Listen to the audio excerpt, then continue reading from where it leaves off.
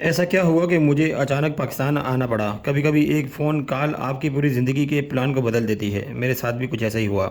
मुझे अचानक कॉल आई कि अब्बू की तबीयत ठीक नहीं है। मेरी प्लानिंग वैसे अगले महीने पाकिस्तान जाने की थी, लेकिन सब कुछ इतना जल्दी और अर्जेंट हुआ कि मुझे अंदाज़ा नहीं था। लेकिन एक फ़ोन कॉल के बाद सारी प्लानिंग चेंज कर दी और फ़ौरन से निकलने का इरादा किया।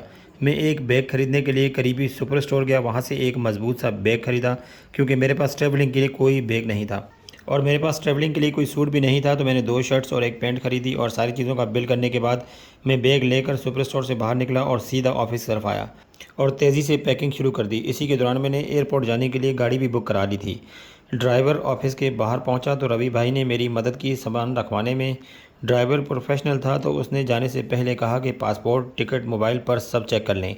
जैसे ही मैंने कहा कि सब कुछ ओके है, उसने गाड़ी एयरपोर्ट की तरफ दौड़ा दी।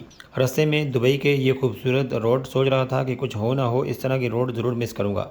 फिर मैं पहुँचा एयरपोर्ट टर्मिनल 2, क्योंकि वहीं से मेरी फ़्लाइट थी। सामान लिया, खुद को संभाला और चेक इन के लिए लाइन में लग गया। जब मेरा नंबर आया तो सब कुछ जल्दी जल्दी मुकम्मल किया, सामान लगेज में चला गया और मैं आगे बढ़ गया। फिर बस आई जो हमें जहाज़ तक लेकर गई।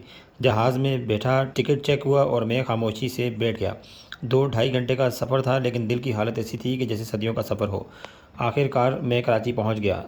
दिल में अजीब सी कैफ़ियत थी, खुशी भी थी और फ़िक्र भी। खुशी अपनी फ़ैमिली से मिलने के लिए और फ़िक्र अब्बू की तबीयत के लिए। जैसे ही बाहर निकला, सबसे पहले मुझे समन मिलने के लिए आगे बढ़ा, फिर मीरब आगे बढ़ी और उसके बाद साथ। यूँ दुबई से मैं सीधा पहुंच चुका था कराची। एक ऐसा सफ़र जो प्लानिंग में नहीं था, लेकिन हमेशा याद रहेगा।